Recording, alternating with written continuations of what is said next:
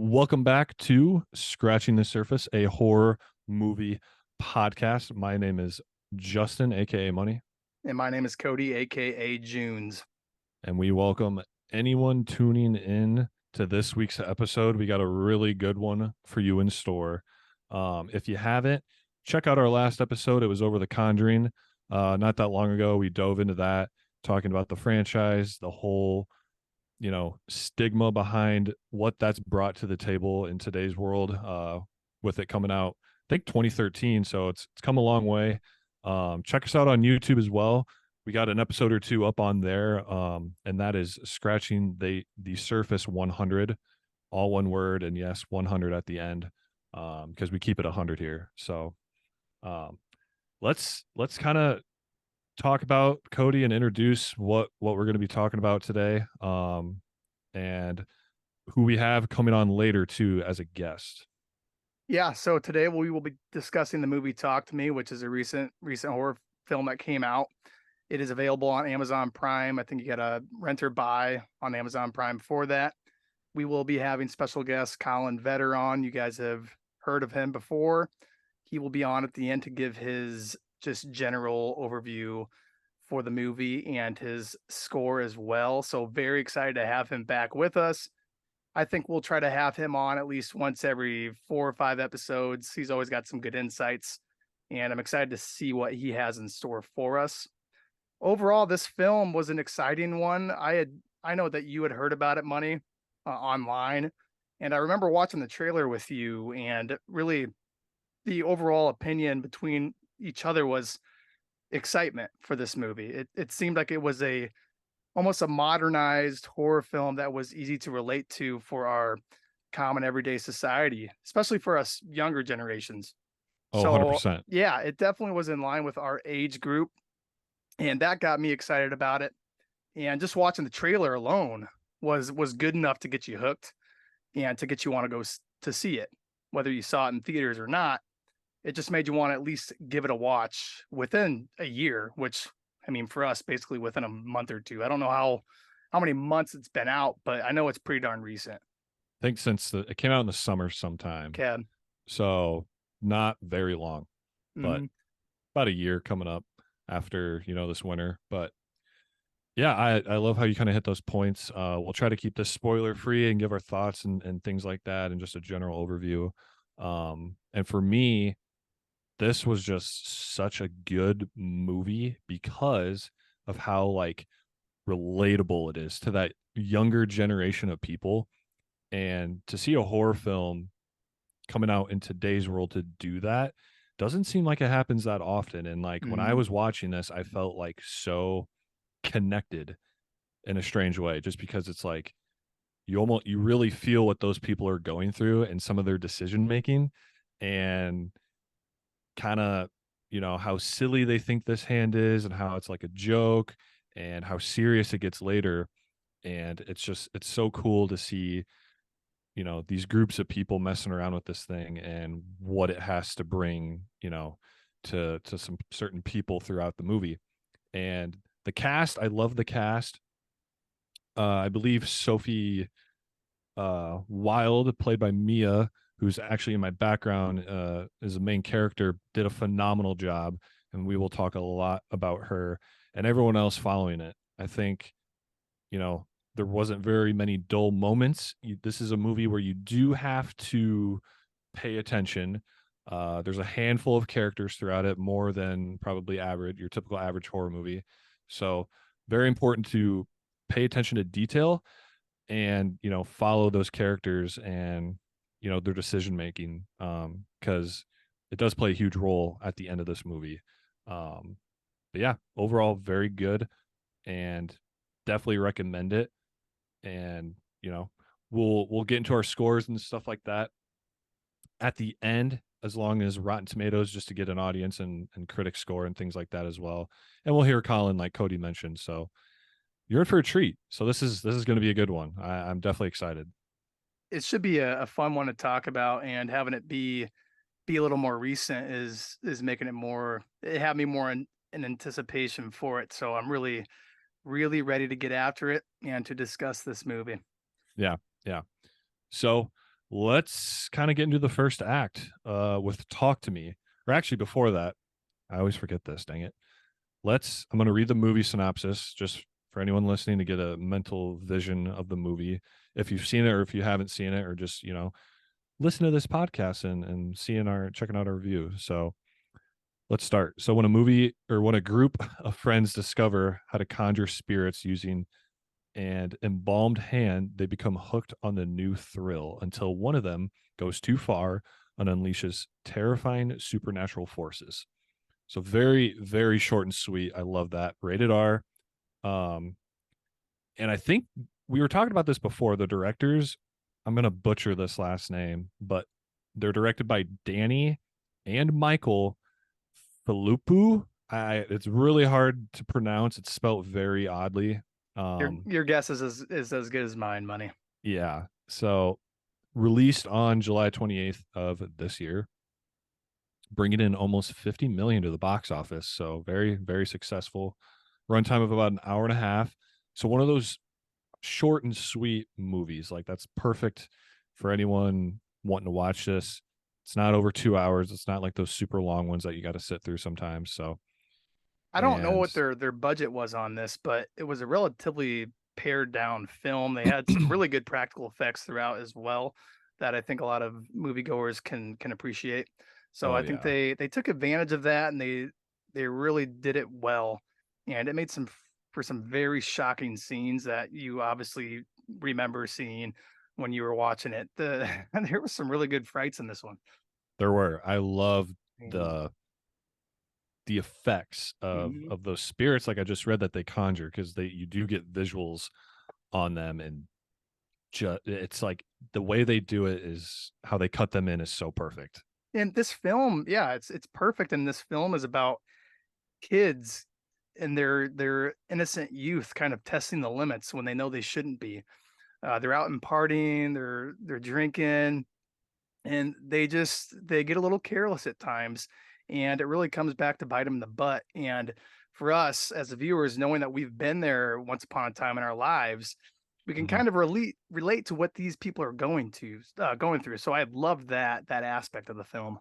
Honestly, it's like I said, it's super, super relatable. Like Mhm. if you're in that younger range, I mean, anyone can watch this, but like it's such a generational style movie because literally there's a few adults, there's some parents, but it's focused on a group of kids. So it's perfect to watch. I don't know how old they are in the movie. I think high school, Yeah, they gotta be maybe junior or senior, maybe yeah, at the oldest. yeah. Yeah, that would be my So guess there. we get a And feel for that. was this I can't remember if this was an A24 film or not. I can't recall if that was on there. If it Yeah, was, they've it obviously put was. out a lot of quality stuff. There's other good producers out there for film, but they've obviously been really ahead of the game when it comes to some of these good horror thrillers. And they certainly didn't miss on this one. We can get into the first act. The first scenes were I thought the first scene was just absolutely surprising. I was not ready for the way they opened this movie up. No. Jaw was on the floor basically for me. I don't know about you. Oh, it was. I, you know, did not expect to see that. Like, but we got a, good introduction to what's to come, because it's like a holy shit moment. Like, what was this person doing? And like, why? Like, you're just asking why, but you're just in awe at the same time. Yeah, we see this giant high school party. I mean, there's easily what Dude, 100 kids at this house just going wild, man. yeah, it's insane. And we've got one of the characters here. His name is Cole in the movie. He's played by Ari McCarthy, and we assume that he is the son of whoever lives at this house.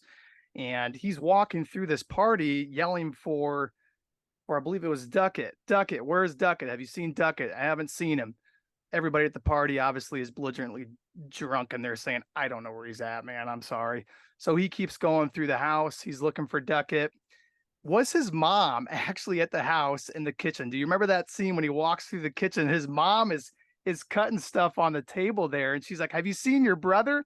Yeah. I was like, the mom's just casually hanging out here at this giant high school party. I found that kind of funny, but anyways, he keeps moving through. He walks back to his brother Duckett's bedroom, and he opens the door, and we see his brother sitting on the side of the bed with I think it was some kind of scrapes on his back there. And again, he has his shirt off. He's got these bloody scrapes on the back of his body, and he ends up kind of going back out. Cole does into the kitchen, and everybody at the party now has their phones out. And we've all been there. We've all been embarrassed before with this younger generation taking videos of people getting embarrassed in Right. person.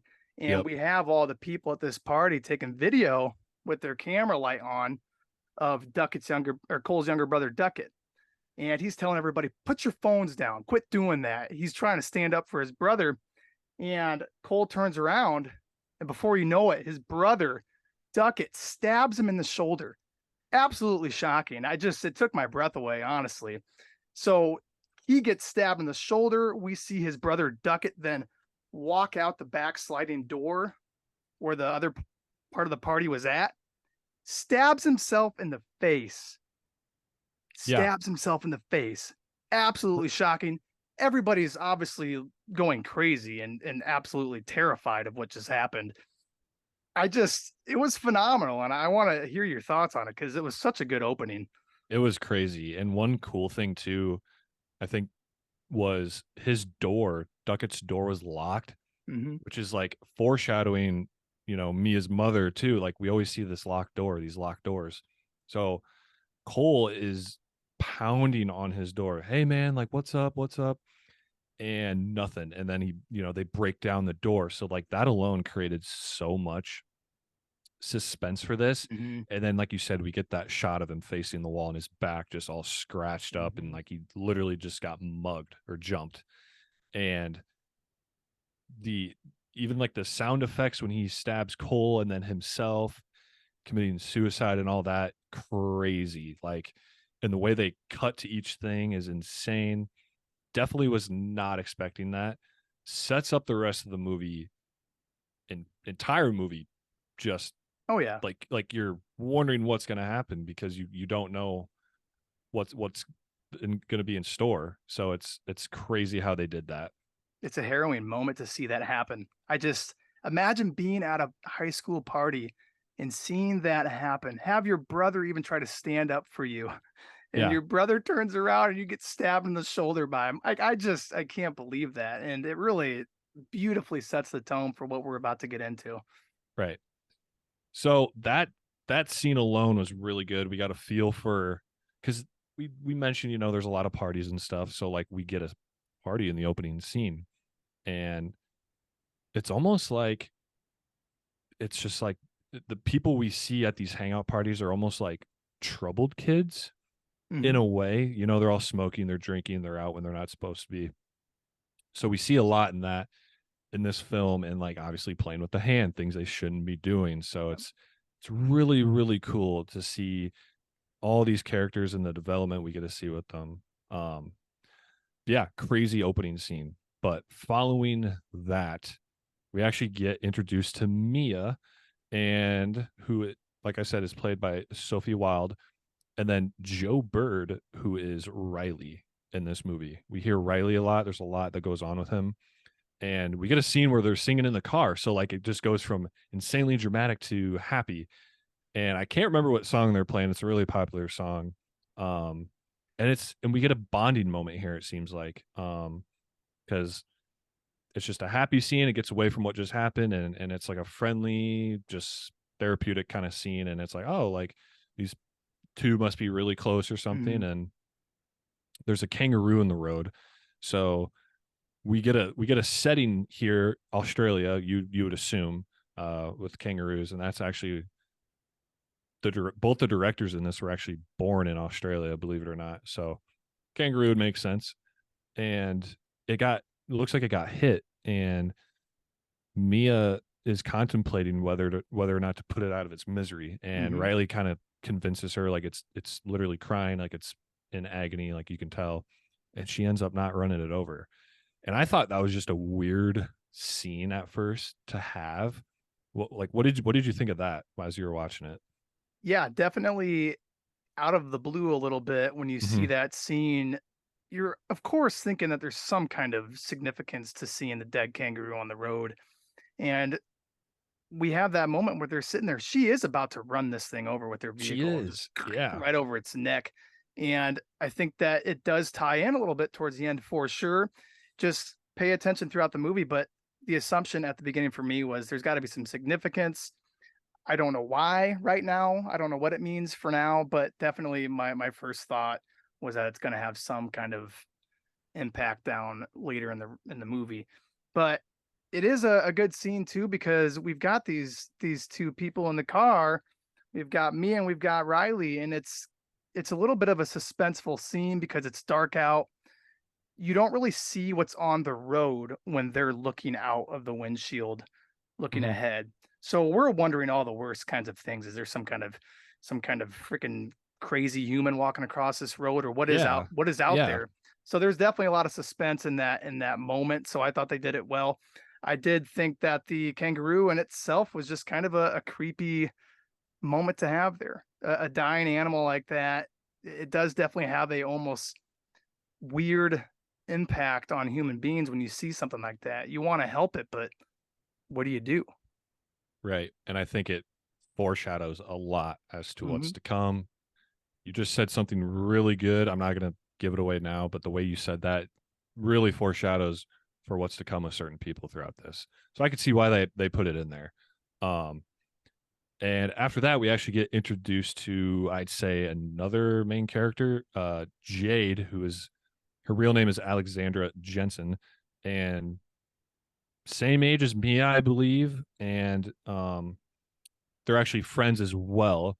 We don't get introduced to Mia's family quite yet, not for a while. So Riley and Jade are siblings, while Mia is, friends with them. And we learn more about her history and her background and stuff later on too that we'll get into.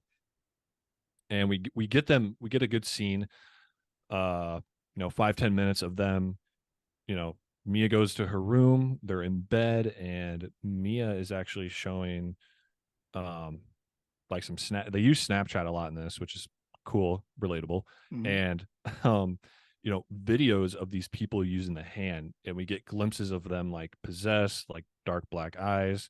You see a lot in this movie. And I think at this point too, we actually, their dialogue, we get to learn that Mia's mom actually dies. um, don't know how yet. They, introduce that later on, but we know that her mom has passed at this point. Um, talking about that, and also getting hinted at these viral videos of people using the hand and how this thing has just gotten around a lot. It seems like so Yeah, pretty definitely. cool. It builds the main storyline for the rest of the movie. Like you Yeah, said, seeing those videos right away on the phone, you're thinking to yourself, that is pretty weird in those videos. There's got to be something going on within this local community of high school kids. And I'm glad that you touched on the family relations and the friend relations because it is a little easy to mix up at the beginning. So it's nice to kind of establish that. I myself was trying to figure out who was related to who and who was whose yeah, friend. So yes, like you said, Mia just had the passing of the 2 year anniversary of her mom passing. And I think that was the first scene we actually did get with her. It looked like they were at some kind of party and they were all not a party, but they were all wearing black. And I don't know if that was to just celebrate her life at that 2 year anniversary. I don't recall. probably But celebration of yes, life, I would assume. she clearly is struggling mightily with it. And from what we see in the first scenes with her, I do also think she's having a hard time relating to or getting on a more personal level with her father and having a hard time opening up to him about the passing Yep. of their mother. Uh, so that's a lot of good character building that I appreciate to see in the early going. And Mia does the actress did such a good job. I really loved watching her in this film, and I hope to see her do more work down the road. She just has a captivating face. I don't know what it is about her. I don't know. She was fun to watch. Everybody Yeah. kind of came to play and did a good job. Riley did a great job too. So I I think that the overall direction that we get set up in the first act is really on par for what it should be, and I'm a big fan of that. Well spoken. Yeah.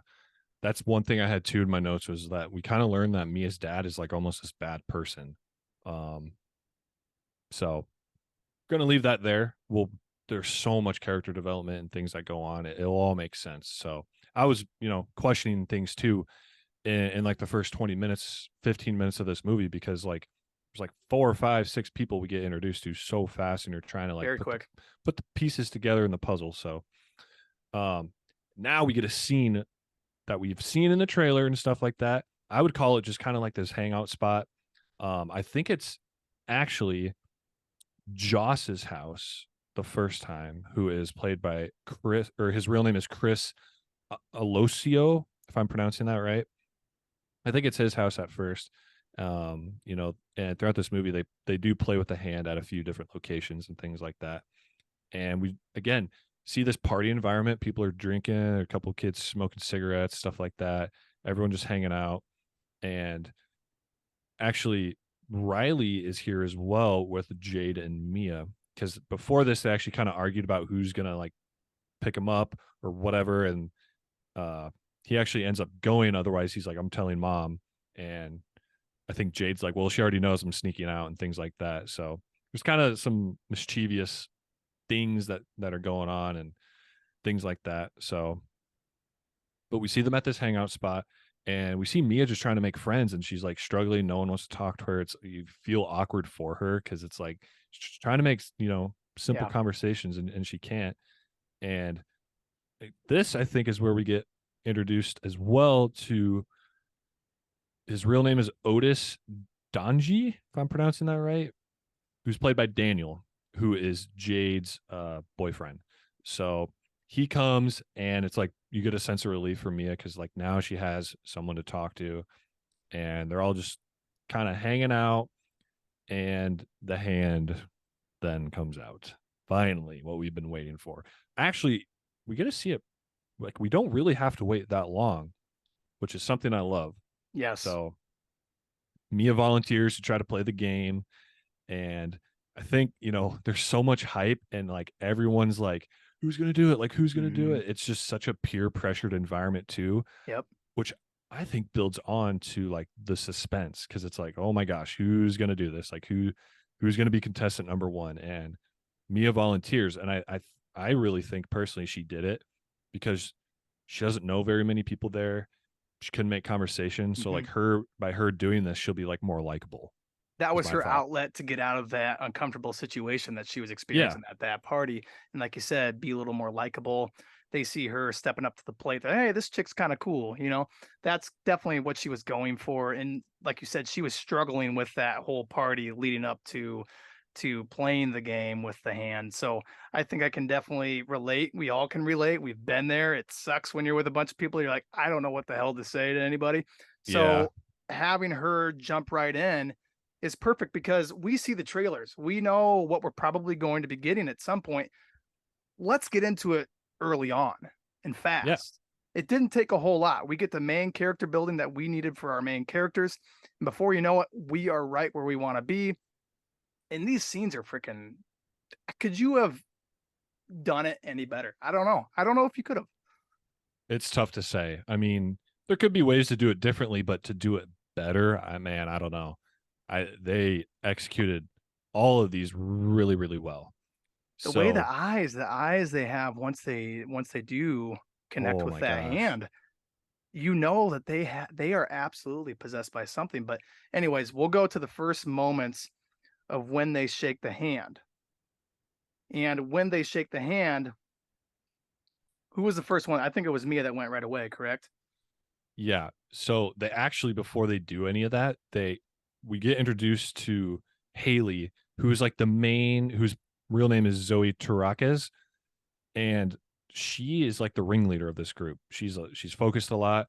She's got kind of a attitude, like a bully attitude, like, it's my way or the highway type of thing. And like, it's cool because it's like you get all this peer pressure environment, and then you got kind of like a ringleader and things like that.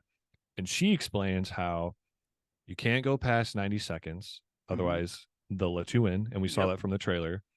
And you're actually strapped to the chair as well. There's a candle that they light that they explain, and it must be blown out as soon as you're done. Yep. And yeah, And we see Mia kind of like half-ass grab the hand, and she's like, no, like shake it like you're giving a handshake, basically, like grip it. And she's like, all you got to say is talk to me. So do you want to go off of that and explain just how these events Yes. unfolded? Because So, I like you think say, yep, they light the candle, which I think for us is to assume that this is connecting them to the spirit world, mhm, spirit realm that exists. And when you shake the hand, you say, "Talk to me." And when you say, "Talk to me," you see some kind of spirit appear in front of you. And Mia does see a spirit. she does. And when you see that spirit, you can acknowledge that it is there. And if you want that spirit to take hold of you, to possess you for some time, you say, "I let you in." And of course, Mia, the timer's 90 seconds. She says, "I let you in." They let her go for the 90 seconds. The goal is to blow out that candle and end it within the 90 seconds. And like you say, if they go overboard, you don't know if you're coming back. You have no idea. If Right. this spirit possesses you to the point of no return, you might be possessed forever. We don't know that. And these kids are just kind of testing with the fact that from what they know, they can get by with these 90 seconds without anything worse happening. They haven't had anything go wrong yet, but there's no promise that it could at some point. So, like I said, there's this testing the limits type of thing that you're experiencing in these first scenes here with the hand that are really effective. And I was shocked with this scene, seeing Mia once she says, "I let you in," knock back, her eyes are black. Those are really good. It was It- really good, and she oh my turns gosh. into something that is not human. She does not appear human any longer. No, no. And that it was an old man she saw first when she said, talk to me. Mhm, She said, talk to me. And like they cut to this gruesome dude. Like the way, like the effects and makeup on these people is insane. And mhm. there's multiple throughout the movie. Insane. And we could just get split shots, split second shots and cuts of them. It's insane. And they implement that so well. And she looks down, she's like freaking out, like you feel her terror. Mhm, And then we have Haley who's like, come on, say it, say it, say I let you in. Like, come mhm. on, you can do it. It's This egging her on. this ringleader, the confidence, the peer pressure, Yep. it's insane. And then she says, I let you in. And yeah, like you said, or she just gets flung back, head up, eyes black. And almost by the end of the 90 seconds, you see her face start decaying and like becoming worse. Lips are purple, Mhm. bruises on her face, eyes are still beady black. So like, yeah, like, and then uh they actually struggle to get this hand off of her because I think Haley's like, uh we're at 83 seconds, get it off of her, and Josh goes up. He's a bigger dude, he's kind of built, and I'd say is like he's right behind Haley and being like that ringleader. He's like the Yes. secondary kind of leader, and he just tries pulling it off, and he can't get it off. And Mia is yelling, "Run, run, run!" In this demonic voice that we both forgot to mention. Ad when they talk, it's just in this zombie deep voice that's just eerie, and he can't get it off. And she ends up going past 90 seconds by a little bit. They do get it off. They just literally pry it and rip it off of her with everything they got.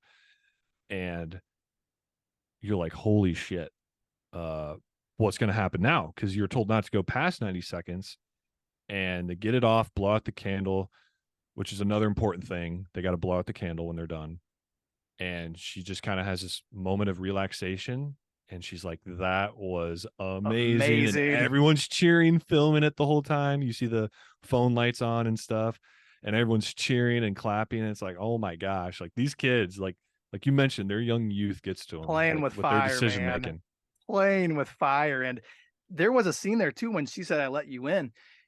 Dead stare straight at Riley, basically. And she was saying to Riley, "He'll get you, Riley. He'll get you. He'll get you." He'll And split that, you up, pretty boy, or something oh like that. man, that Yeah. Riley, you could see he was petrified. He was petrified. He was so Yeah. scared, and I felt that with him. I was like, "Oh my god." Yeah, and Oh, like I think some lights flicker. There's a scene too when she's possessed, like the door opens and slams shut, and everyone's like cheering like the spirit on that's in her. It's like It just, I think it's just, it sums up the dumb shit we do as kids today. It just does. And that's why I love it. I love Oh it. man. Yeah, that's a great scene. And I think that where do we go from there? Do we go back to the house after that, or they keep going that night? I, they might go, but I don't think they show much. But we do end up with Riley, uh, and a scene with Riley and Mia. That was a Uh, good scene. Yes, let's touch yeah, on that. That was a good one. yeah. Riley was definitely shaken up. That he didn't like to admit it, and he's got this buddy. Don't remember his name in the film, who's kind of like a douche, and he's like, I need a new best mate. And because like Riley won't smoke, he won't like do stupid stuff Yep. with him, and he's kind of just giving him shit for it, which is dumb. It's like, okay, dude. And with Riley and Mia, he's definitely shaken up, and he's got his like pillow and blanket in his hand, and he doesn't like want to admit it, but he like wants to like sleep next to her because of the events that happen. And they're both on this like pull out couch or something that turns into a bed, and Mia explains how she also has this nightmare, and it's basically her in a mirror standing and looking, but she can't see herself in the mirror, and she basically feels like she just doesn't exist. Pretty eerie, and she Hmm. must have it often. And I think this is where Riley kind of gets curious, and he's like, "How did your mom die?" So, do you want to kind of explain that? Yeah, so it's for us to presume that Mia has really grown a deep relationship with Jade and with Riley. She spends a lot of her time at their house, and we did that in high school. We'd spend time at each other's buddy's house quite Mm-hmm. often. And with her having that disconnect with her father, she spends a lot of time here. So she has a pretty personal connection with both Jade and with Riley. And we see that there in those scenes. It's very heartfelt, and she cares about Riley. She knows that he was frightened. She tries to comfort him. Yeah. And she tells her about her mom's passing. And she tells her that she committed suicide and that she had taken too many sleeping pills at their house one night. Yes. And Yes. she, from the sleeping pills, was unable to talk or yell for help. And she essentially scratched at the door to the point that the wood was coming off the door and that there were splinters of wood underneath her fingernails from trying to scrape to get someone to hear her. And she dies that way. How disturbing of a way to go out is that? And for Yeah. her to have that as the reason of her mother's passing would haunt you for years. And I can understand why Mia would be struggling so much internally with that. And when she tells Riley that, it lets you know that she does care about Riley. If she's willing to open up about something like that, it just goes to show the level of relationship they have there. Yeah. And basically, you could say she was scratching the surface at that Yeah. door. Nice. But yeah, I had my notes too. Basically, like Mia is this person we learn who has bad history in relationship with her dad. Her mom died. So Jade and Riley's family basically take her in. And again, reminder, Jade and Riley are siblings. Jade has played a lot more throughout this movie. So just for anyone listening, that's how it is. And that's what I learned and had in my notes. And yeah, very, very good scene. We learn a lot in that short amount of time. So um and we learned about her mom because her mom's brought up a lot too in this movie.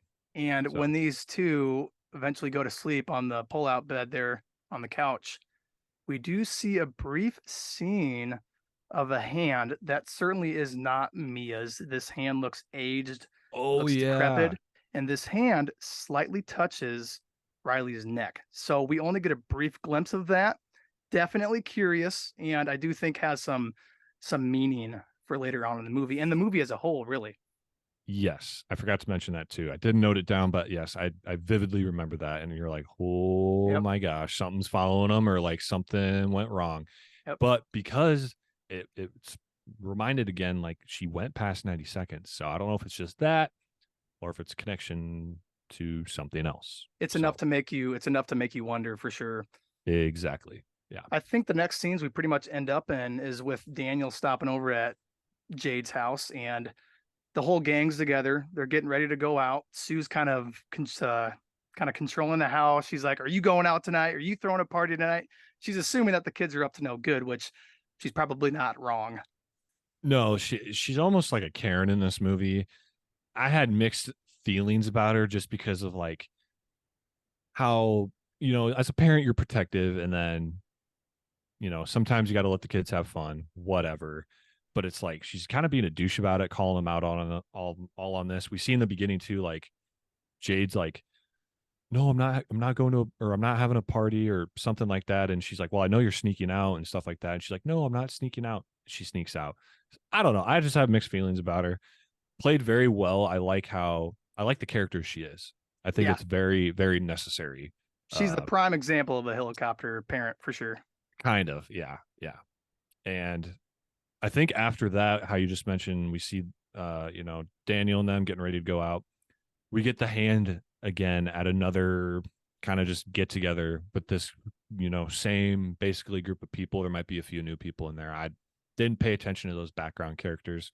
Um, but you have like your main ones, and I believe we kind of learned the background a little bit about the hand.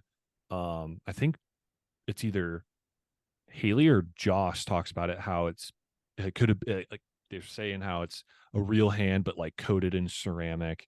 How it was handled by a psychic or a Satanist, Hmm. someone who believes in the devil, worships the devil regularly, things like that. So you kind of learn where it came from. So that was really interesting to me, in a sense of, because you're wondering like where the hell did this thing come from? Like it was eventually going to have to be answered, because that would have been a question left up in the air for me. Yeah, to go off of that, they also say, I don't know, I don't remember if it was Joss or if it was Haley, but they were saying that they believe the other hand was out there somewhere. So that I thought was a little interesting tidbit to throw in there that could maybe tie into a potential future movie for Talk to Me. Yes, yes. So I think now we get to see Daniel, like you said earlier, who's brought up. He is wanting to basically, he's like the next candidate in line, to do this. I think he volunteers, or they want him to do it. Someone's peer pressuring. Again, that's brought up in like every environment here when we're with all these kids. And he experiences basically the same thing Mia did. They do the whole thing, they set it up, talk to me, sees something. I think it's like an old woman this time. Very disturbing. Couldn't even describe it to you. The one cool thing they all have in common, obviously aside from the fact they're like terrifying, they're like slimy. They're like, Slimy. they look like they just crawled out Yes. of a swamp. That effect is dope. I was not definitely not expecting that. Does the same thing as Mia, and we see a lot of similarities with everyone that does these, because there's a lot more people that do them down the line here. And starts choking and talking. Dude, when they start choking, we saw the scene with Daniel this time, like 10-15 seconds of him like choking. Like I thought he was gonna die. Yeah. Like you didn't know what to expect. I'm like, is he gonna stop choking? Is he gonna like do something else? Like, so I thought maybe when you let them in, like there's a chance of you not even getting a word out, like they just kill you. Yeah, Um, if you have a spirit that is, who knows what kind of spirit you're going to get. This could be a very, very demented spirit that really just wants to take control of the yeah, human and kill them outright immediately. So there's that level of uncertainty we're feeling when we see these guys taking part in this game that we don't know how this is going to go. This 90-second limit, it's not tried and true. I'll tell you that much. They might have gotten lucky so far with it, but you have no guarantee that you're coming out alive here. no, no. And I want to know your thoughts on how this played out, because Daniel's experience was very interesting, to say the least.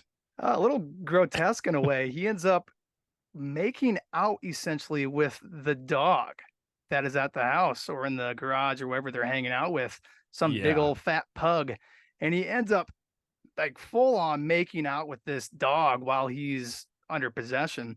And we've got everybody laughing. They're all just Oh my hollering. They're gosh. taking videos of it. And when he comes to, I mean, there's just slobber all over his face. It's disgusting. And he's extremely embarrassed about the whole situation. He tells everyone, delete it, delete that Yeah. video. So Daniel is not happy with it. I believe Daniel even leaves initially from the place because he's like, I don't want to take part in this anymore. Yeah. So that was very grotesque and just like goes to show just how strange some of these possessions can get when you let them in. My my notes, I have like he gets knocked to the floor on his side, first of all. Mhm. Like something pushed him. And he's like, you almost see him getting like pushed in the back, and he's moaning and groaning. And it's almost like I had like a sexual experience with something, hence making out with the dog afterwards, which was just messed up. So very, very weird. And the dog's name is Cookie, by the way. Just giant pug, like you said. It's kind of funny. They named it Cookie. It's funny. I So forgot the name was Cookie. I'm glad you brought that up. That's a good note. yeah. So it Uh, was, yeah, very just uh, weird. Like so you kind of see like a comedic side to it. So like it kind of puts your defense level down, like, oh, like maybe this isn't as bad as we think, even though Mia had a weird trippy experience, scary. Now you see that with a dog, it's like, well, like how do I really feel about this? You're To me anyway. absolutely right because the defenses do go down a little bit. We see some fun scenes. Everybody starts getting into it. We've got some good background, vibing music. Joss goes, Haley goes. We have a bunch of cut scenes from person to person as they're playing the game. So Yeah. yes, lets the defenses down a little bit, and obviously they do too while they're playing it. Yeah. And let's see. I think kind of what happens next is I think it's the same scene. Like Mia wants to go again, this time with no dog and cameras. So just private, get the Cookie out. And they all kind of like laugh at that. So we see Mia go again and a bunch of others. It was a really cool scene how they like go from person to person, Mhm. getting possessed, head kicking back, black beady eyes, and they get done and they're like, oh, like they're all cheering and they're all happy, and like just this really cool flow of people doing it after one another and everyone kind of wanting to participate in this. Like it's a party with this hand. Like it's so well played out how we just get to see a whole bunch of other people do it and not just two kind of main characters or three main characters. Yeah, and there's drinks being passed around all the while. So the more drinks that are being consumed, the more reckless these kids are likely going to get. And you're just assuming that something bad's going to happen here soon. And I believe we end Yeah. up with the night kind of ends. They've obviously had their fun with it. And Riley is wanting to play the game. And of course, his caring sister Jade does not want for him to do that. She gets Mhm. pretty pissy with everybody. And Riley ends up saying to Jade, "You don't have to be such a bitch," which is pretty hurtful for sure. Pretty She hurtful. obviously cares about you, Riley. She doesn't want you to have to do this. And she ends up leaving. So we just have Riley with Haley and Joss and Mia. I don't remember if anybody else was there, but it was for sure those characters in the room. Yeah, they're just wrapping up. There could be a few others in there. And we see like Joss putting the hand away. He's got the belt they strap him to the chair with. He's like wrapping that up. He's putting it away.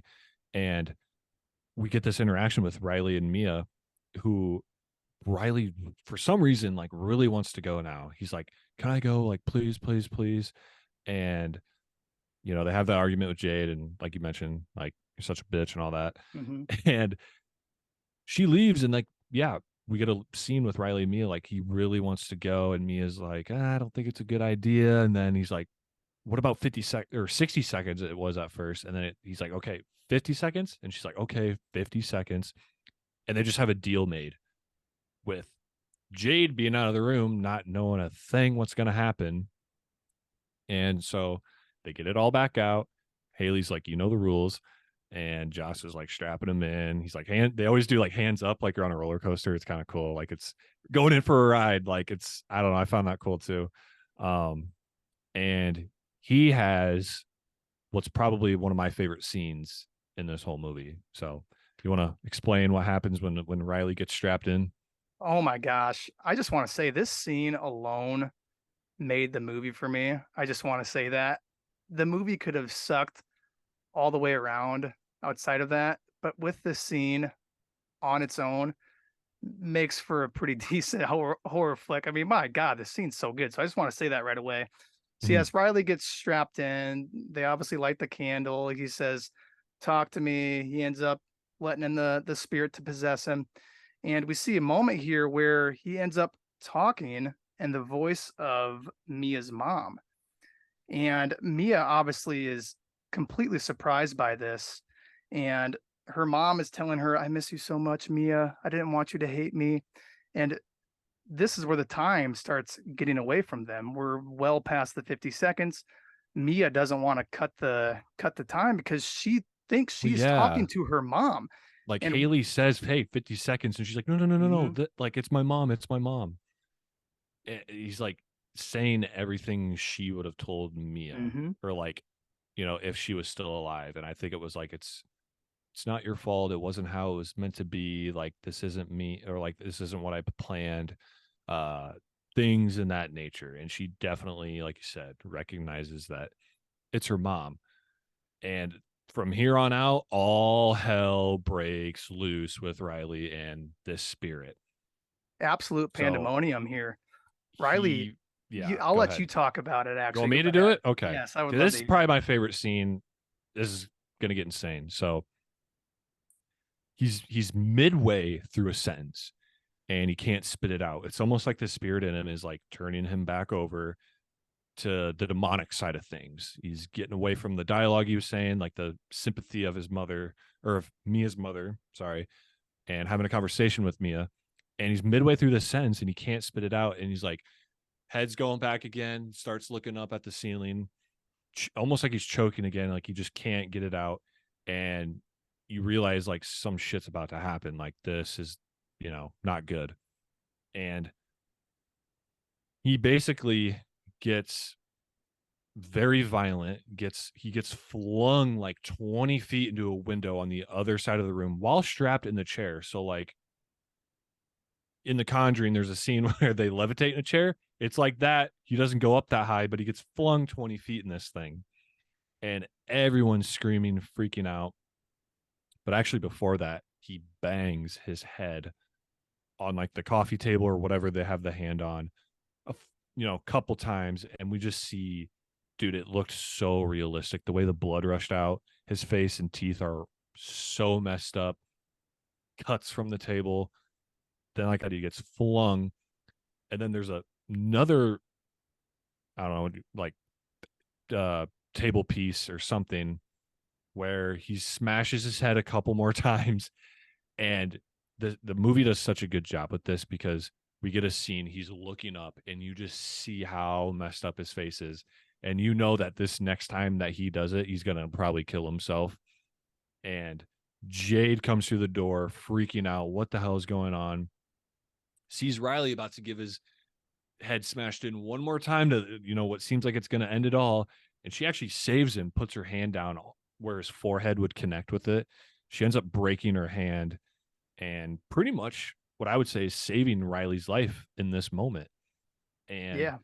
everyone's freaking out. They get an ambulance there, the police get involved.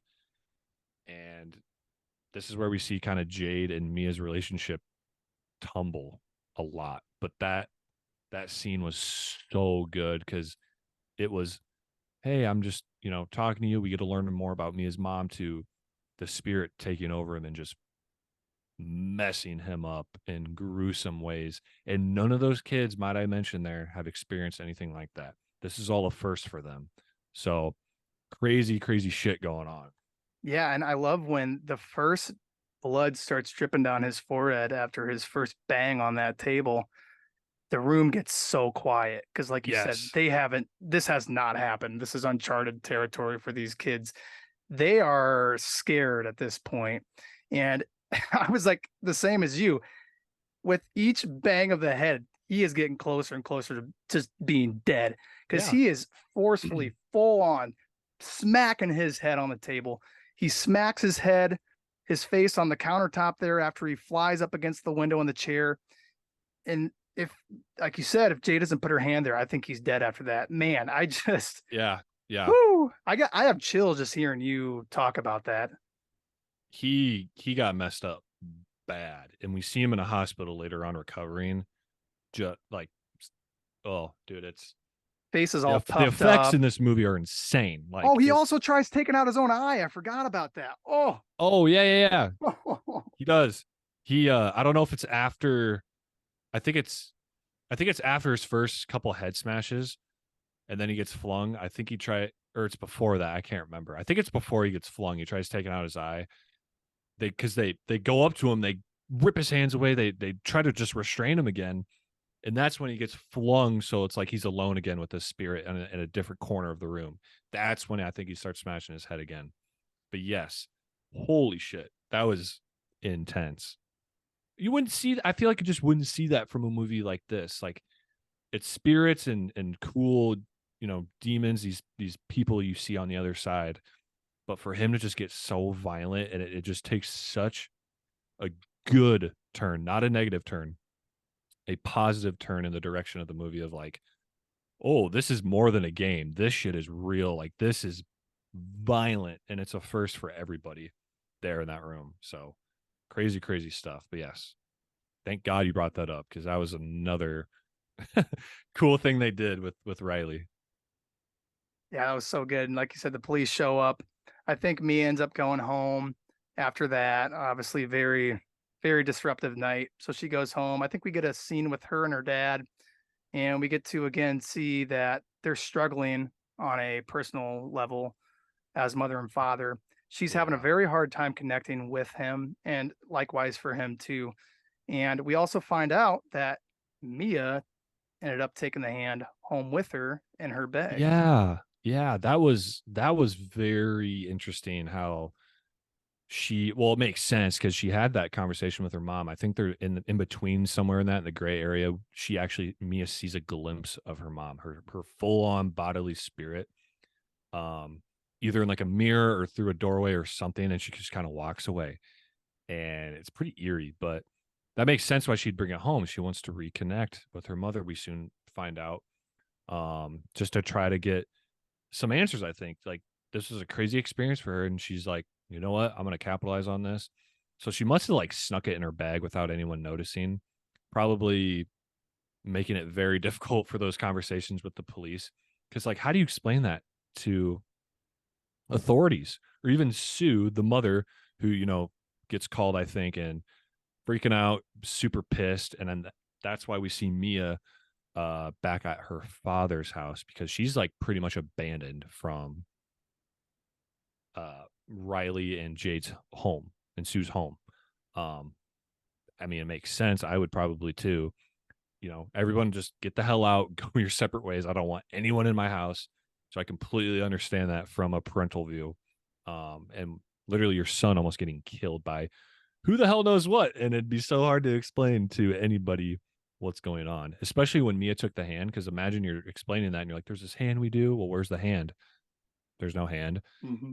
So it just leaves a lot of gray matter up in the air. I So love that you mentioned that because yeah, you're wondering what in the world could they possibly tell the police about what took place here yeah, at this garage or at this house. And we don't get to see what they say. Yeah, I love that because we see the scenes of the police talking with people, but you don't actually hear the dialogue. So yeah, I love that. You have no idea what you could possibly tell these police. And then with her having the hand in the bag, that just like you said makes it a little harder to get out of there and answer questions, as is for Mia. yeah. And we do see, like I mentioned earlier, there's going to be a lot of hospital scenes with Riley. We see the first one with I think just Jaden there and Daniel, her boyfriend, and she shows up just trying to, basically just give her condolences. Like, I feel bad. Like, I just want to see how he's doing. And they tell her to get the hell out. Like, this isn't, get out. Like, we're fine.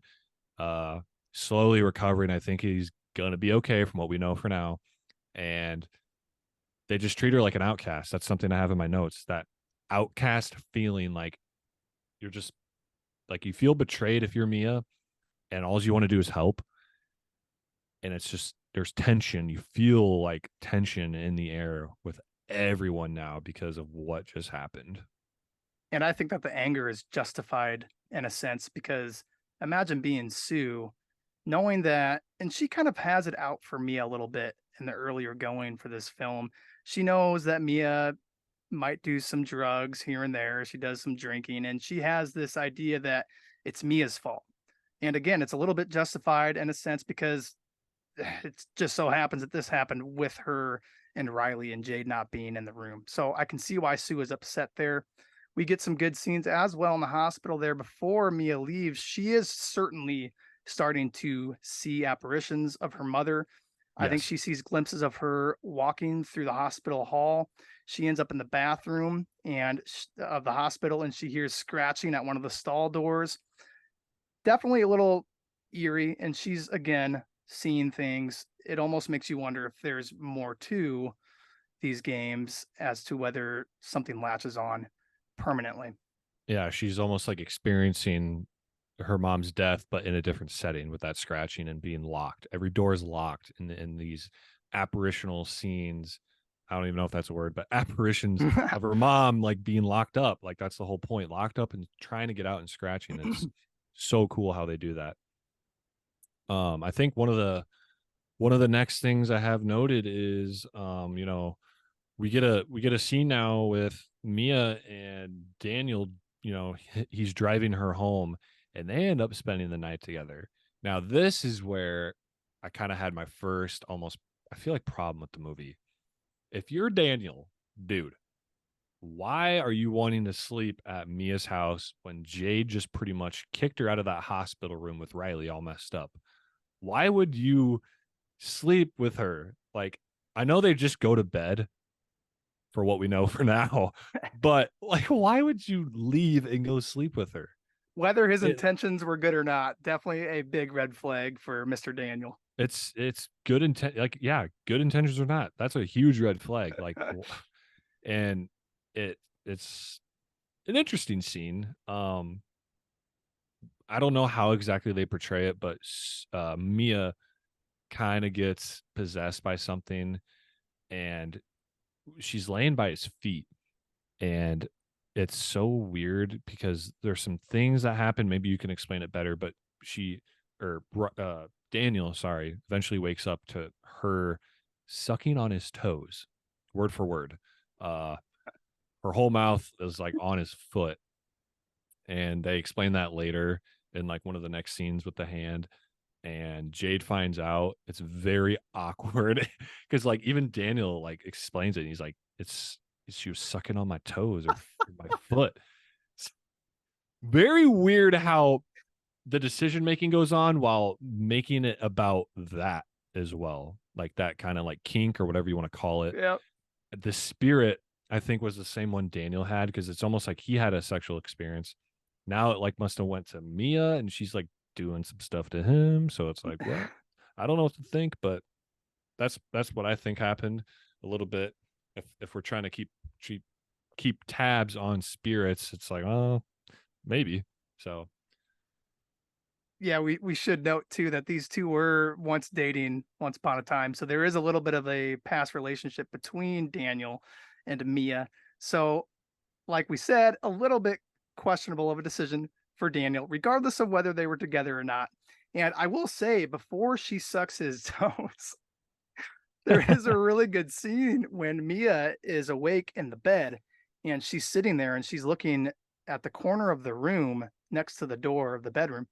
She sees this figure, and as the audience member, I saw it, and when I initially saw it, I'm like, "Am I seeing things? Is there actually something dude, there?" I did too. Very, very frightening scene because those are some of my favorites where you can just see the outline of a figure, but you don't really know what is there yet. I Hmm. loved that, and this thing comes up to her. It's like we said, slimy, decrepit, gross looking, and then to have her sucking the toes, Daniel wakes up and yeah, what do you do there? Daniel's like, I'm out of here. I'm leaving. That is one of the weirdest things I've ever seen.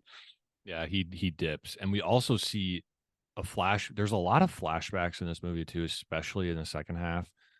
So that's one thing, like I said in the beginning, you got to pay attention. There's a scene too where we see Max, Mia's father, who finds the locked door Mia's mother was in. Um, and we see like the actual real life events unfolding when that took place, when Mia's mom actually died. He's banging on the door. You hear her scratching, and he breaks it in and he drags her out of the room just crying, like knowing she's dead. So very, very cool too. We get to relive that in the movie of how that actually happened. So a lot of things in the beginning with characters and stories and things like that that we figure or we hear about, and then we eventually figure it out later on how things unfolded.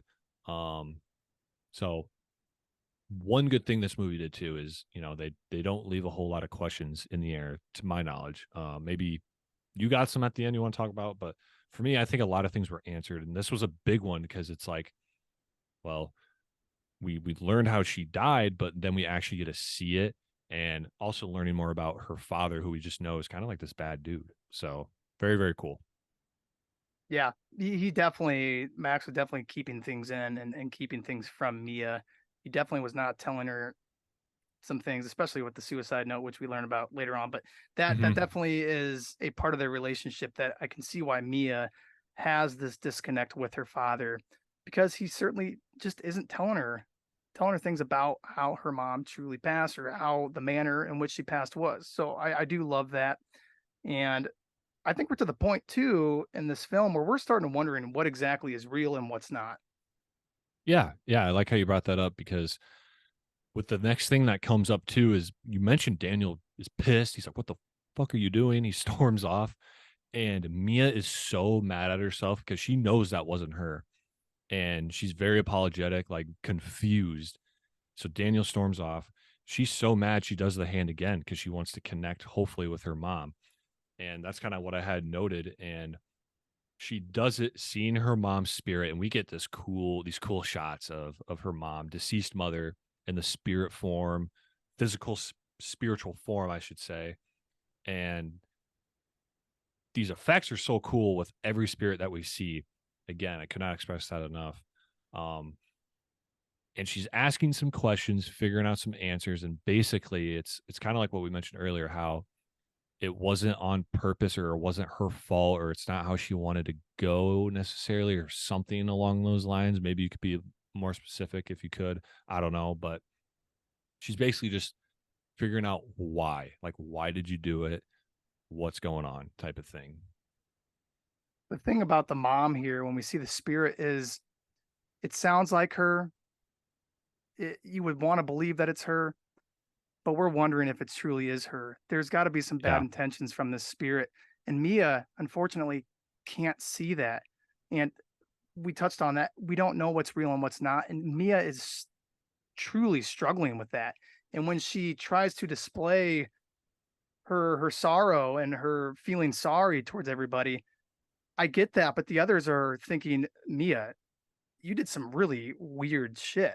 And I'm having a Yeah. hard time buying into what you're trying to tell us. They're starting Yeah. to question her sanity at this point.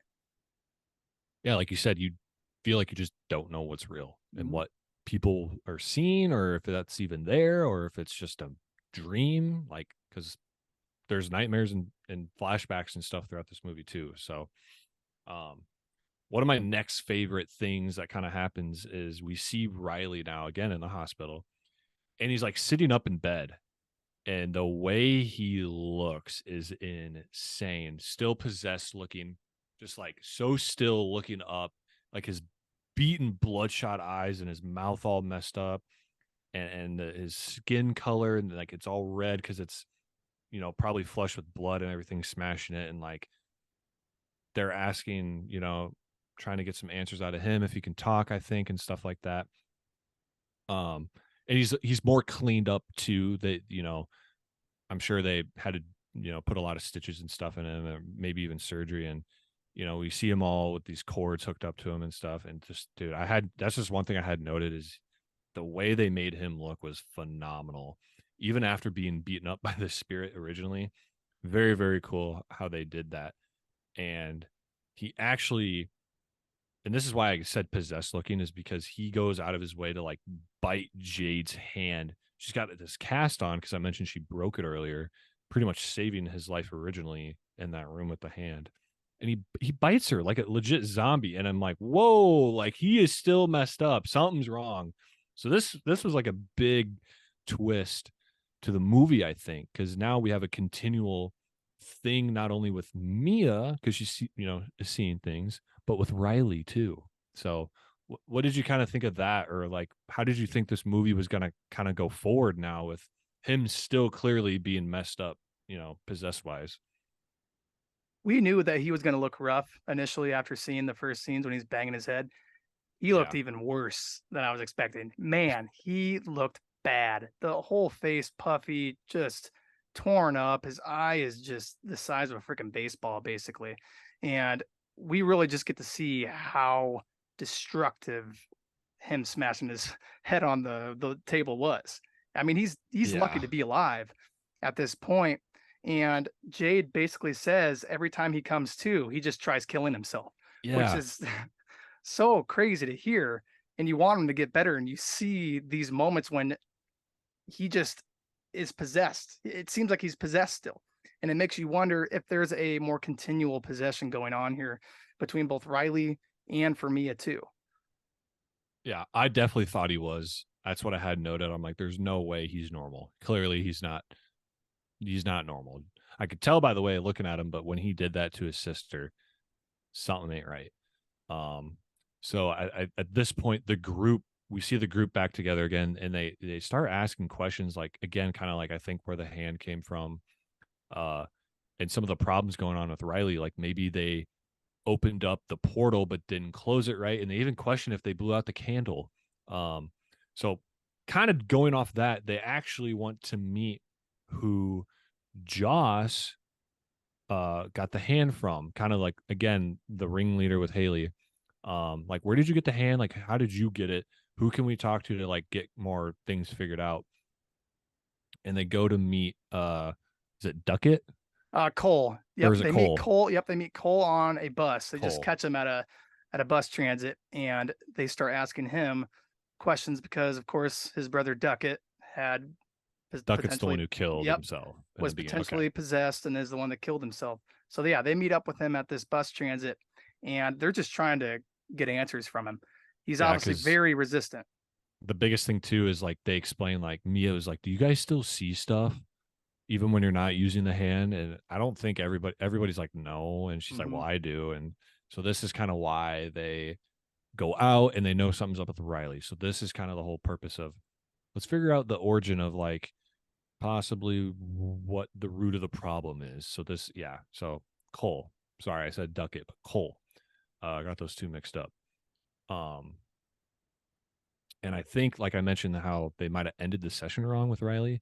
They actually want to do it again with him, and this time do it right. Hopefully, closing out this spiritual session that they do with the hand to maybe bring that spirit in and then get rid of it by ending the ritual right. So basically, we get another hospital scene.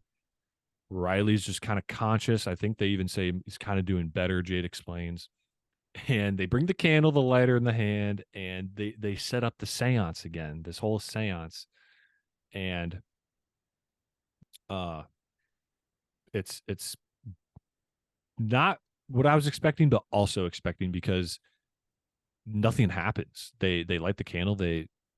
Mia actually volunteers to like say talk to me for Riley, but nothing works. So what did you kind of think of that and how this might hopefully help them in their case, to try to end this?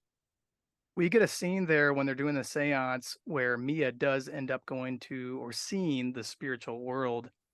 And surprising that we don't really get a direct solving this question that we Mm-hmm. have. We see that we're confirmed here. Riley is being continually possessed. This is confirmed. We see the spiritual bodies within this realm, and it's dark in this scene. It's dark. It's red. All of Mm-hmm. these It's like decrepit, hell. It's like yeah, like hell. hell almost. And we have these spirits basically restraining Riley in this chair in this seat. So I think it confirms for us that he is still being held by some spirits and is just trying to get out of it. So for us as the audience, it confirms this is going on with the spirits holding on to him, but we don't get the solving of the problem that we were expecting from the seance. Yeah, he's continually being tortured.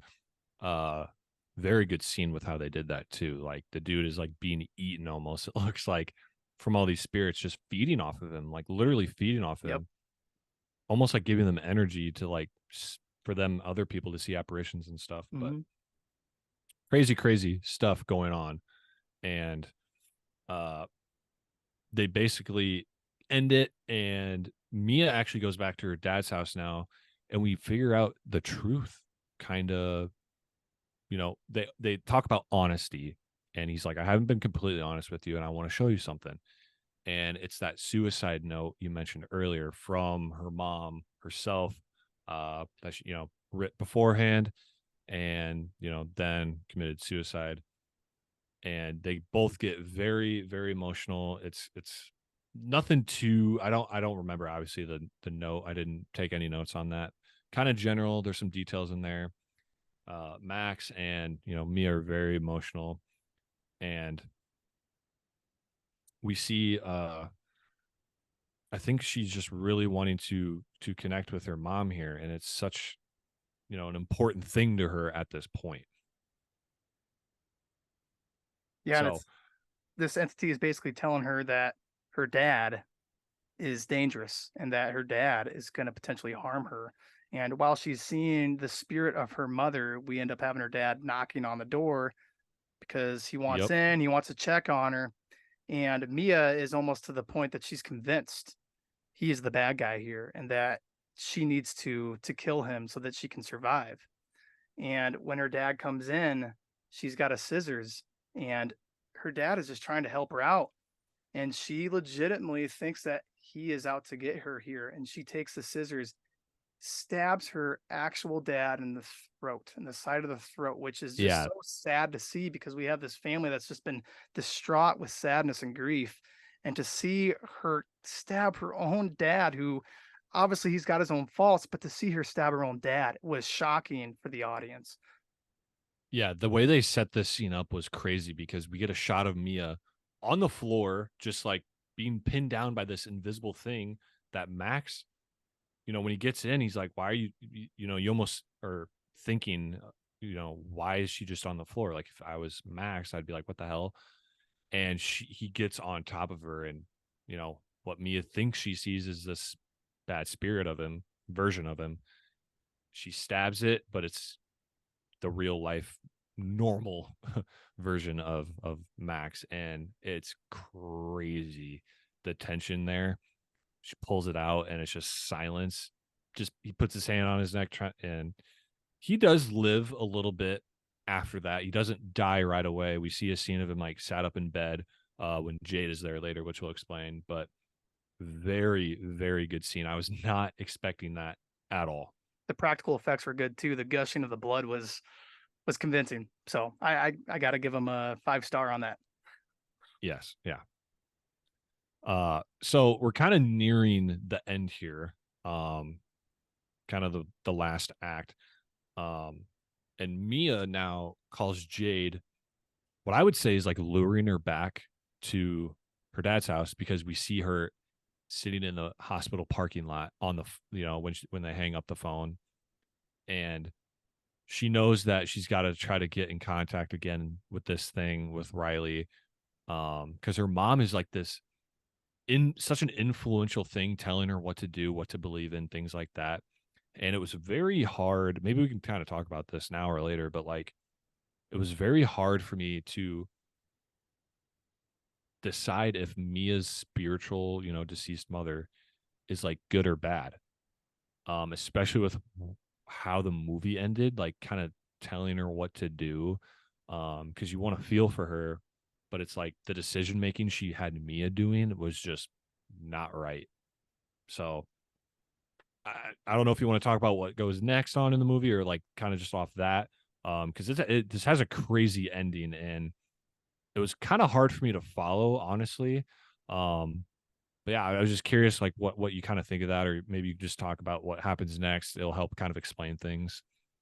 I think the throughout the whole movie we're questioning just what the intentions of these spirits are. And with her mother, with Rhea, you want to believe that she is she is the real spirit of her mother, of Mia, and you want Mia to be able to connect with her on some kind of spiritual level. But some of the choices and some of the things that this spiritual version of Ria is telling her daughter to do leads us to believe that that can't be her mom. She wouldn't have her do some of these things. At least that was my take on it. That's my slant there. And we end up with Mia going back to the hospital to see Riley again. And when she gets there, Sue ends up apologizing. Sue understands the stress that Mia has been going through. And she does. She straight up apologizes to Mia. They have a nice moment together. Yeah, And they do. then Mia ends up asking Sue, "Can I have a moment alone with Riley?" And we get that scene. I don't remember exactly what happens. Do you recall exactly in that scene or not before she takes him out? I think basically, like, yeah, like you said, they have that talk with Sue, and then we get a scene actually. Yeah, I think this is what happens is we see Jade back at the house, and Max is like upright. He's still alive, like I said, but bleeding out. So I don't know if he ever actually dies. I would assume he does, but even by the time paramedics would get there, dude got stabbed in the neck. But we see that, and Jade calls Sue and is like, "Hey, Mia is dangerous, blah, blah, blah, blah, blah." And she just left her alone in the room with Riley. So we're like, oh my gosh, what is going to happen? So I think that's what goes on. And Sue comes running back in, and Mia's gone, and Riley's out of the bed. So uh, we don't know what's going to happen here. This is going to have a really good ending, though, because I'm thinking at this point, like, she's going to sacrifice Riley or kill Riley. And I think that's kind of what her mom's spirit was telling her to do, like take him out, end it all, so it's taken care of. Basically, kill it, problem solved, or kill Riley, problem solved. So Yeah, kind Mia. of cool scene there. Yes, Mia ends up pushing him out on the wheelchair, pushing Riley out of the hospital. Mm-hmm. She pushes him along up until she gets to a highway. Pretty busy traffic, definitely heavy, Oh pretty much yeah, rush hour. it's And busy. she is on the edge of this road. There's a little bit of a ledge before the highway, and she's hanging at this edge, holding onto the wheelchair that Riley is in. And we end up having this confrontation where Jade comes through in time to try to help out Riley. And we end up, it's kind of a jolted scene here. We kind of jump straight to Mia on the road laying. We get almost a top shot of the road with Mia lying there on the road. And Yep. Mia is kind of, it's almost like she's hallucinating things. We're trying to figure out what just happened, what took place. And I initially thought to myself, okay, I think she's dead. I think Mia's dead. I think she's now in a spiritual form. At least that was my take on it. What was your first thought when you saw those jolted scenes? I saw what I was when I was watching it. We had the scene. There's like we actually get a POV of like a truck driver or a guy in a big truck slamming on the brakes, swerving to the side, and then That was good. I like that. That was a good little yeah, scene. yeah, and then we get Mia on this far out shot of her laying on the street. I initially thought she was dead, and then she gets up, and I had no thought of this as like her spiritual form, like you kind of said. I thought, but I'm like at the same time, I'm like, no way she just got up from that with how she looked messed, like literally looks like she got ran over. She's all beat up, black marks on her, face is scratched, like literally like you'd get hit by a car. What But I she starts love, getting up and walking around. So I'm like, is this even real? So that's kind of where I started questioning it. I love this little callback too, as well to the kangaroo. And I think that's where the significance lies in that kangaroo in the first scenes. We see her lying on the road, similar to what we see in those first scenes in the first act. Yeah, yeah. So that again was a foreshadow scene that we get, picked up later on is, do you leave it or do you put it out of his misery type of thing? Um and then kind of wrapping it up to um we see this group of people at the very end, totally new group, people we've never seen in the movie, whole different group of friends doing the same thing, playing with the hand, playing the game. and I had subtitles on, and if I'm not mistaken, I think there's like a phrase or something said in Greek. Yep. Like this thing almost is back in Greece now, traveled around the world, and we see a guy saying like, I let you in, and we see Mia sitting across from them, like her physical form, not like messed up like the some of the other spirits we've seen, but like just how she got hit, that same makeup, same effect, sitting right across from them. So what did you think of that? Like how that twist was brought at the end, Junes? I was all for it. And even before that, we have a couple scenes with Mia after she, we presume, gets hit by the car on the highway there, where she's in the hospital and she's walking through, and she obviously, like you said, is banged up. She looks pretty rough. She's walking through the hospital. She sees in one of the rooms Riley, and it appears as if Riley has gotten better, and whatever was possessing him has now left his body. So he has actually recovered. We also see, I believe, her dad, Max, walking down the hospital hall. And what I took from that was to also show potentially that Max lived and was walking out of the hospital as well. So that is what I viewed on it. And the lights start slowly shutting off in the hospital. And then we lead exactly what you just said. She sees a distant light in the dark. We see this group of people that were speaking Greek, and they were Yeah, playing the same game. And now it is our assumption that she is in the spiritual realm. She is now the exact spirit that these kids were playing with throughout the movie. What a good way to tie it up. I very loved it. good. I love Very that good. ending. I like how you mentioned that like last little hospital scene there too, because we get shots of like Riley fully recovered, sitting up, like talking, Max's figure walking around like he survived almost. Um, and then the light at the end of the tunnel dying for Mia. So very, very good how they tied that up. And I think it also goes to show, I believe Cole earlier in the movie, probably middle way, was explaining that most people can get rid of the possession so long as they are a healthy body. And I think if you are staying alive and you're trying to get better, like Riley was, that eventually this possession, this spirit, can leave your body if all goes well. Yeah, and he was a young kid, the Yep. youngest kid in this movie, and he was like, "You let a young kid do it?" Like, so that alone was not just poor decision making on their end. So, but Well, I believe we got Colin Vetter in here. Colin, we're Shit, so glad to I'm right have you here. on. Yes, we're so glad to What's have going you on? on. Just let's just get right into it. Anyone listening, he's been on here before, gives great, synopses of these movies that, we all either see together or see on our own time. And I'm curious to know, obviously, what you thought, your rating, things like that.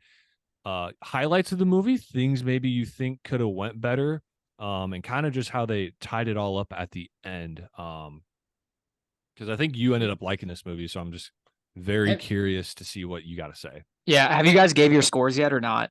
No. Oh, okay. Yeah, because I'm curious to hear you guys' scores. Yeah. For me, I'm glad we watched this over Insidious, June's, because it was between this movie or Insidious, which I would have liked Insidious, but I can always watch that at a different time. It's on Netflix. Like I can watch it whenever. Like this movie was actually really good, and I did not know anything about this movie leading up to until Money. You said something to me the other day. I thought it was just like, it's your like the teen scary movie, right? Where these teenagers, they're acting foolish, like every teenager is, doing something that they probably shouldn't be doing. Just like when June's, like back in college has a party at his place and just, being dumb. And you probably just shouldn't be doing that type of stuff. And unfortunately they get into it and they keep going further and further down the hole. And you just knew something bad was going to happen. Like you keep messing with it. You keep doing it, right? It's like that whole like fuck around, find out, excuse my language, but that's exactly what happened here. Obviously I wasn't with you guys for the first, I don't know, how long have you guys been doing this for, an hour? So I haven't really heard what any of you guys have said. But I thought the acting was pretty good, especially when you factor in pretty much the entire movie was teenagers, for the most part. Obviously, you had like the dad Max, and you had the mom. What was her name again? Amy. What was her name? Sue was the mom of Jade. Or and then Sue. Excuse Yep. me, Sue. So Sue. So like for the I thought the acting was pretty good. I thought just overall the movie was very well paced. It didn't really stall. Like the initial act, the first act was good, and then it just kept going. Like there wasn't parts where I sat there and I was like, okay, well, let's get on with this. So I really like that. The ending for me was a little difficult to understand, but after like we kind of went back and like read about it, it's like, okay, that makes sense.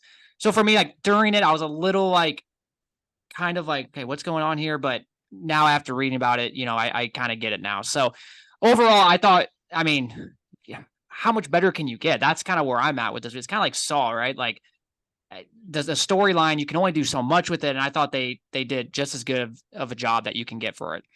So.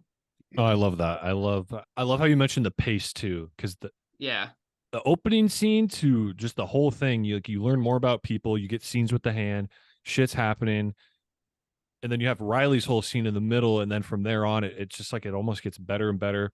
The thing I agreed with you too, and I mentioned to Junes, is the ending. It was also kind of confusing for me, and that was one of the negatives I had, is because the amount of flashbacks, movies that tend to do this, they're hard to follow, obviously, sometimes. And some movies do it better than others, but it's like, man, this movie did a good job of it. And just hearing your things, Junes, that, last couple scenes there in the hospital sums it up perfectly. The way you put it made perfect sense. So it wasn't too hard to follow, but kind of left me, like Colin said, like reading up on it, Yep. figuring things out. So I thought the movie too, like for me, it wasn't necessarily like scary. I thought it was just more like disturbing for the most part, very especially much like when Riley, like that was like very disturbing. It was decently scary, but very, very disturbing. And like, oh my God. So yeah, it just leaves you like, hanging like what's that was gonna like happen Saw next. level. Yeah. Well, let's get into scores. I'm super curious. I'm gonna read, just to set a little predecessor, Rotten Tomatoes, critic score and audience score. So audience score of 82% and a critic score of 94%. Yeah, that's really good. Insanely high. One of the highest I've seen on Rotten Tomatoes for a horror film. What are your thoughts on that? I mean, it doesn't surprise me. It doesn't No. surprise me at all. I thought maybe I would say that I actually didn't look at Rotten Tomatoes, so I thought maybe the audience would be like in the 8s.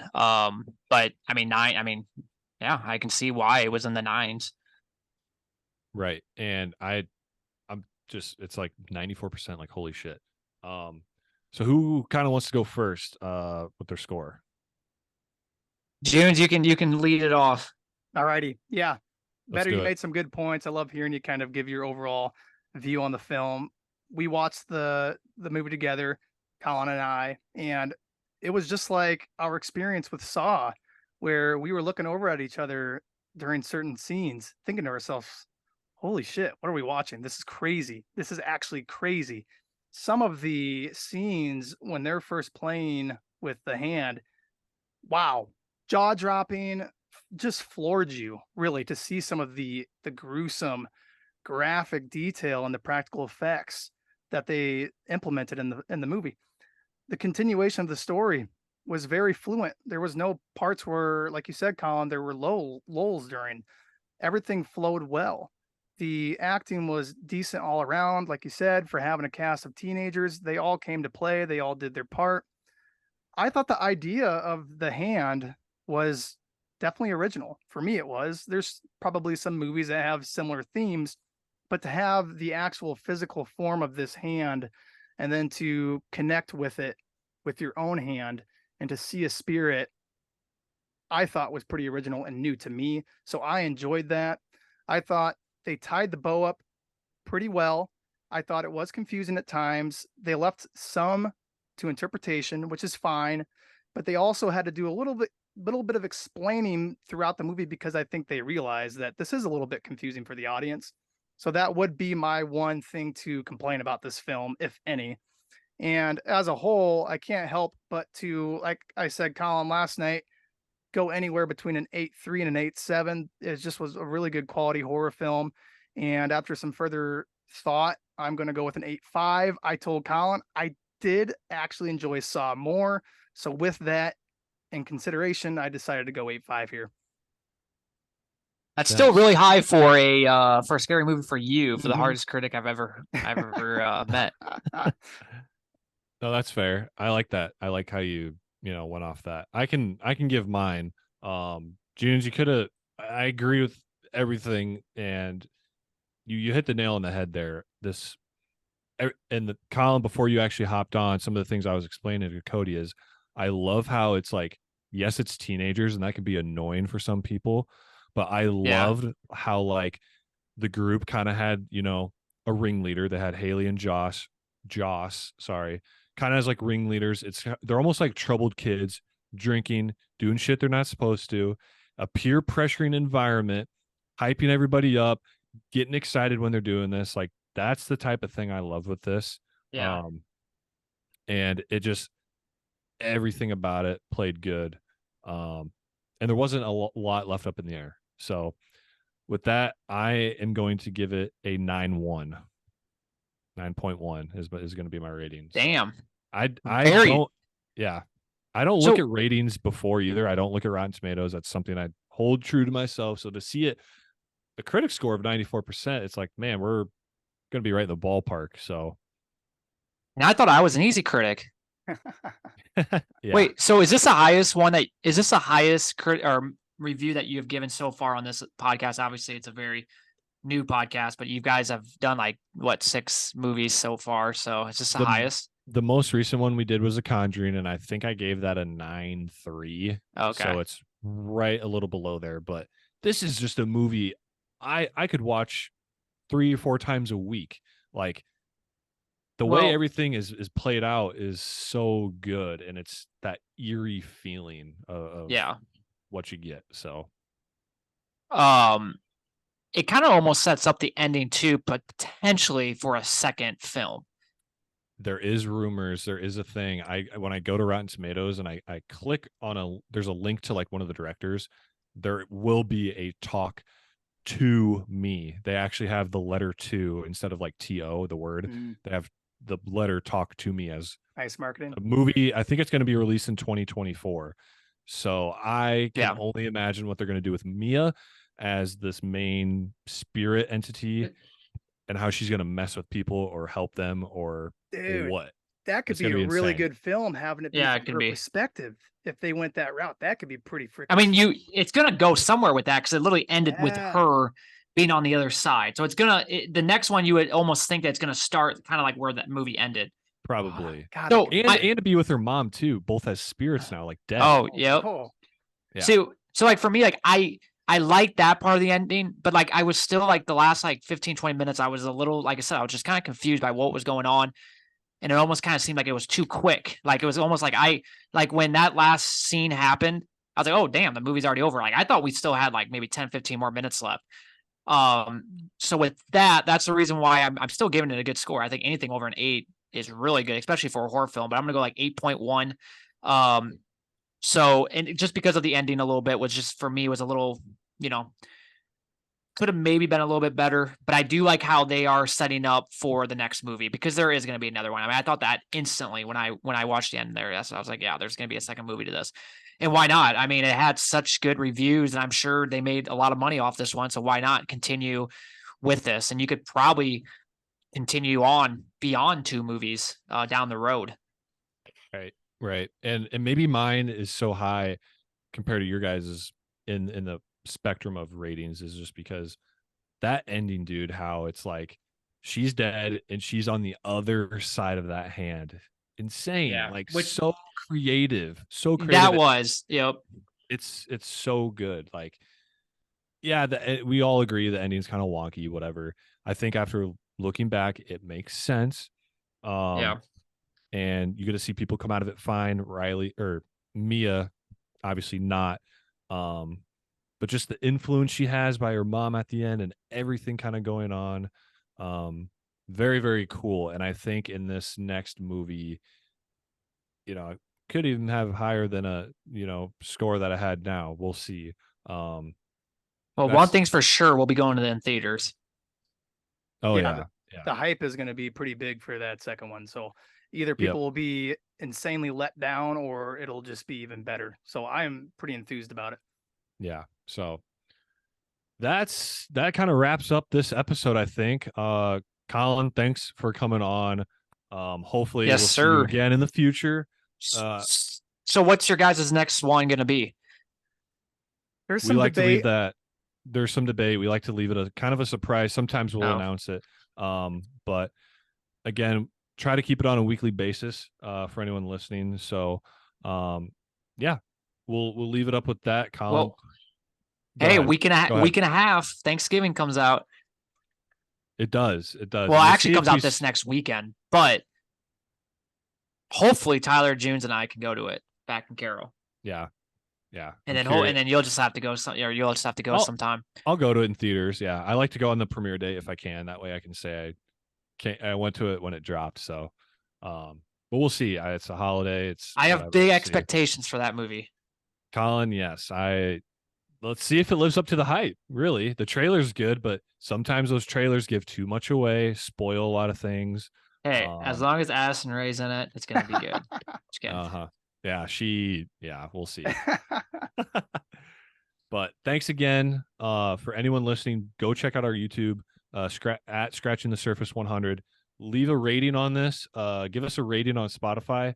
Leave comments on YouTube what you guys want to see. We want to listen to the audience. We want to hear your feedback. Maybe, leave feedback on things we missed in this review, things you liked, disliked, if you agree or disagree. We're all about it. So we love the debate. That's kind of why we do this podcast, because I like to hear what June says, or Colin, when he's on, and just dissect movies. It's what it's all about. So thanks Yes, again. sir. Have a great day. And this has been Scratching the Surface.